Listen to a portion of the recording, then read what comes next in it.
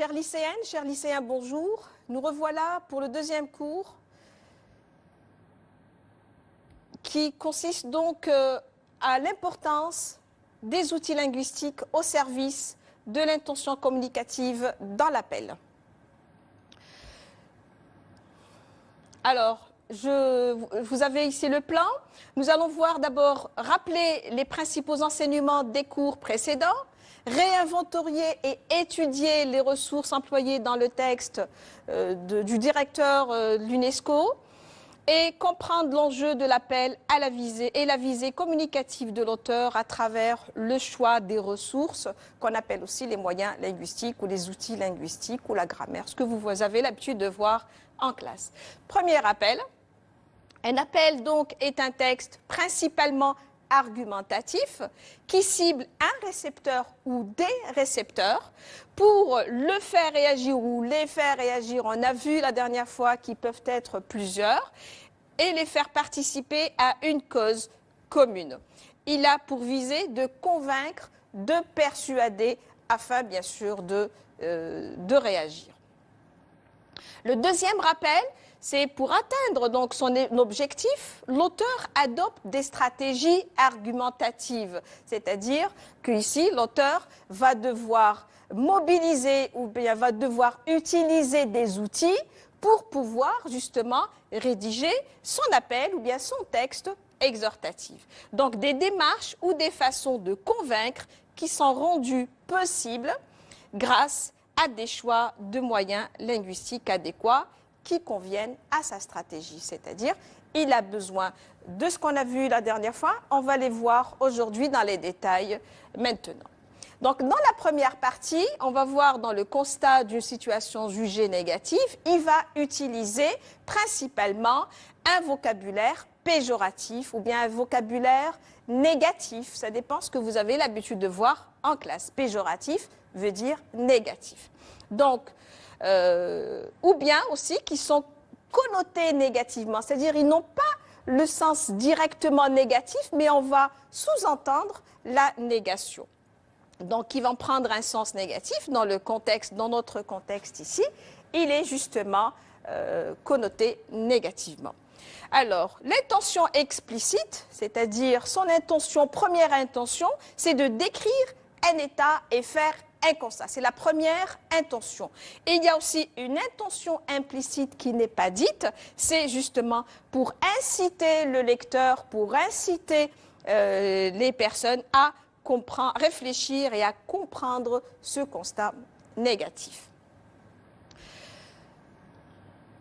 Donc, pour la deuxième partie, qui est convaincre de la nécessité, de la possibilité du changement, il a utilisé des verbes de modalité tels que falloir, devoir et pouvoir.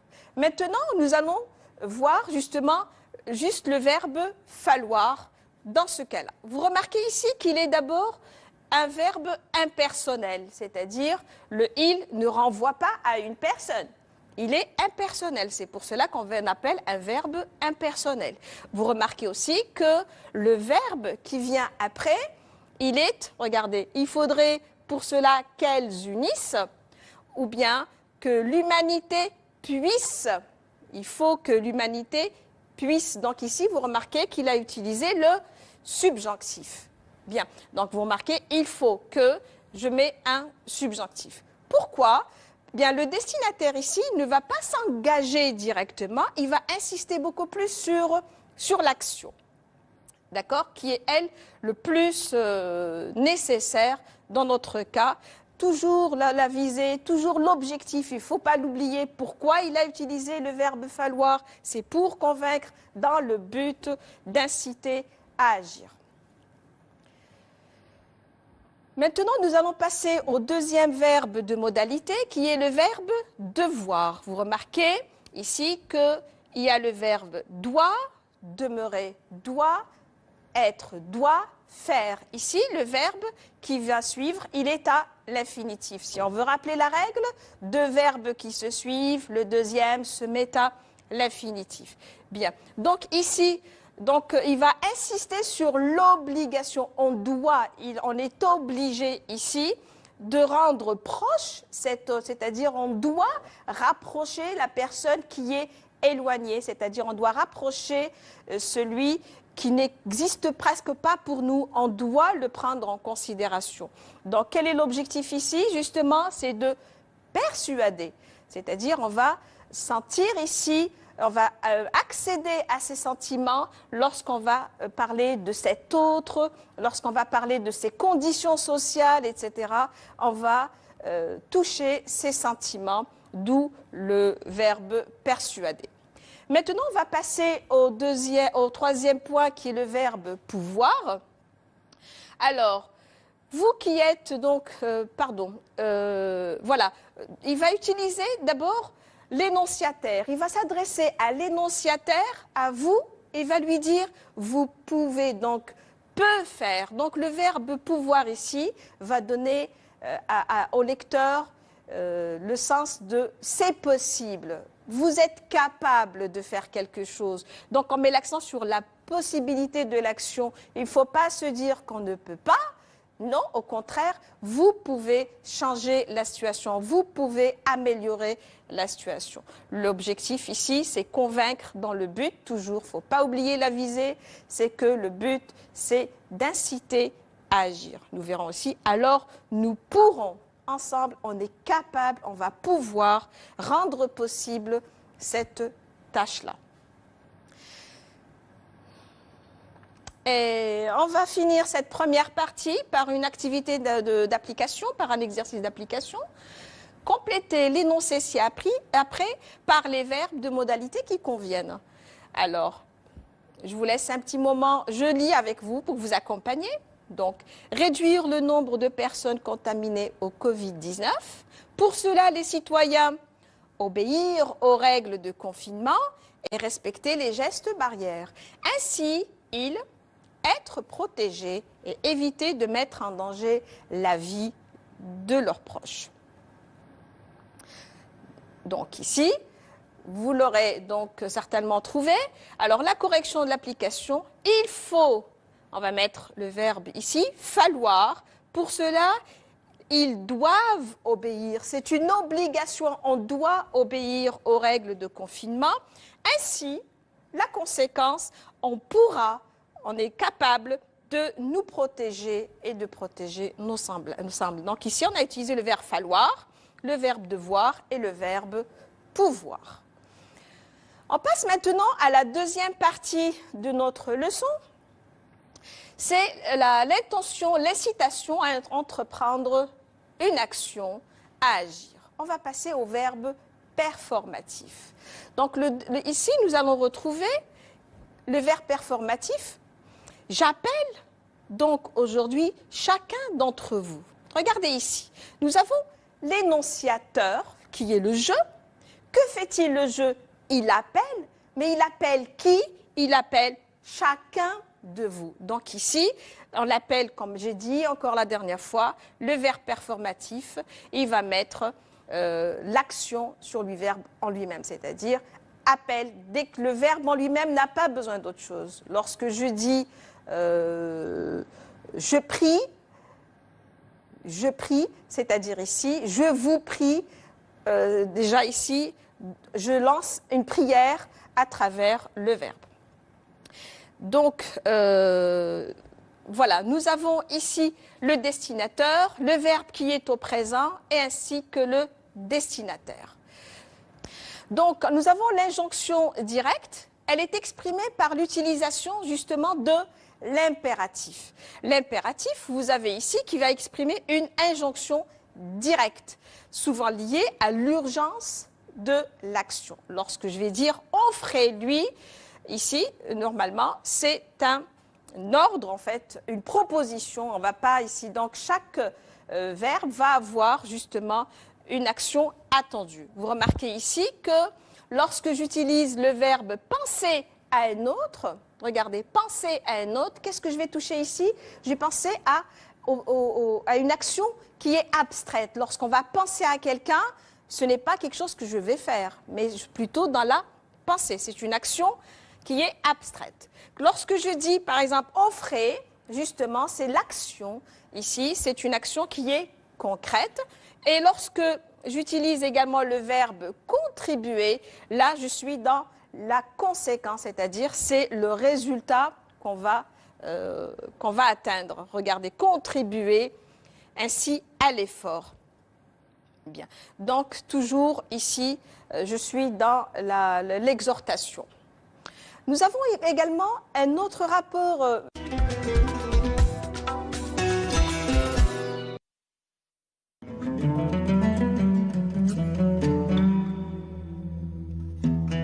بسم الله الرحمن الرحيم إن الصلاة كانت على المؤمنين كتابا موقوتا صدق الله العظيم.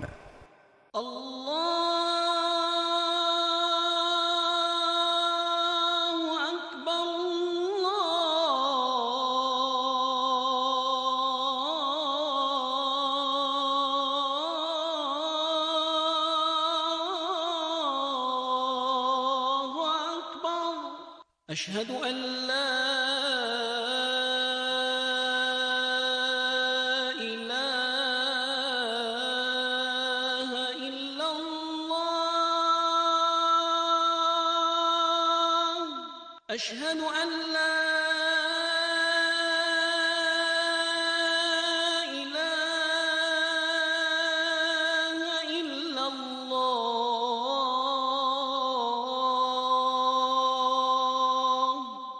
أشهد أن محمدا رسول الله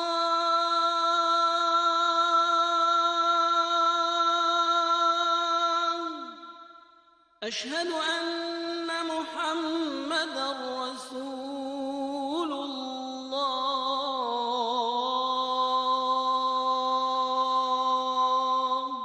حي على الصلاة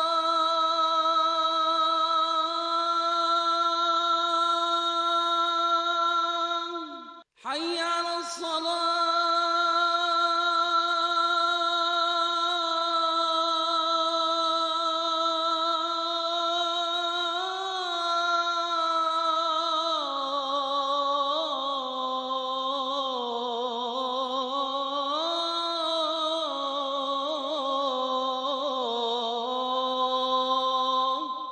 حي على الفلاح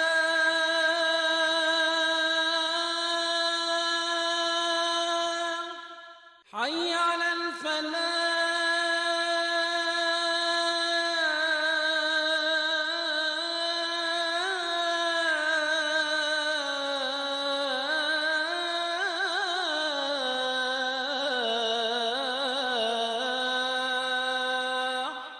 الله أكبر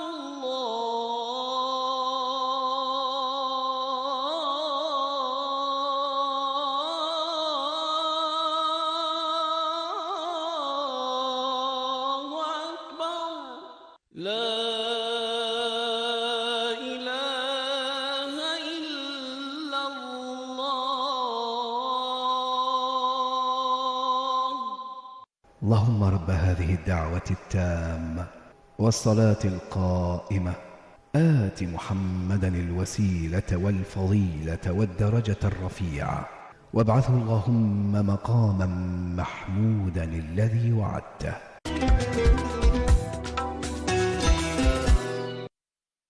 À l'effort. Bien. Donc, toujours ici, je suis dans l'exhortation. Nous avons également un autre rapport, un autre moyen d'exprimer donc dans notre texte pour atteindre notre objectif, c'est le but, qui peut être exprimé par divers moyens. Dans notre cas ici, il est utilisé par deux moyens, dans la perspective de et aussi pour. Vous remarquez que le mot qui vient après cette expression, c'est un nom.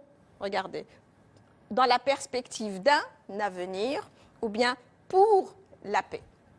Dans d'autres cas, par exemple, vous n'allez pas trouver un nom, vous allez trouver pour plus infinitif, pour avoir, pour accéder, pour réussir. Et dans la perspective d'avoir ou dans la perspective d'aboutir, etc. Et aussi, on pourrait trouver le pour que ou bien afin que, justement, plus un subjonctif qu'il faudrait revoir. Donc, le but constitue une sorte de rappel par l'auteur de l'objectif à atteindre dans un ultime effort de persuasion, c'est-à-dire ici, c'est on veut toujours rallier le destinataire à notre action qui est ici de participer à la campagne de solidarité. On termine par une activité d'intégration. Alors, vous êtes président ou présidente d'une association de médecins engagés dans la lutte contre le Covid-19. Vous voulez inciter les citoyens à appliquer les règles de confinement et les gestes barrières pour se préserver du coronavirus, le Covid-19. Alors, rédigez un court paragraphe que vous lirez à la radio nationale en interpellant directement les citoyens. Vous y emploierez un verbe performatif, un à l'impératif et une expression de but. Ainsi donc, nous terminons notre cours d'aujourd'hui.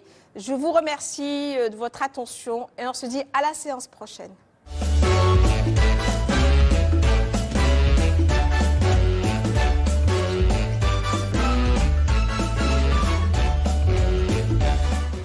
وبهذا نكون وصلنا إلى ختام عددنا لنهار اليوم، ولأن حبكم فوق مستوى أي كلام ابقوا رائعين. سلام.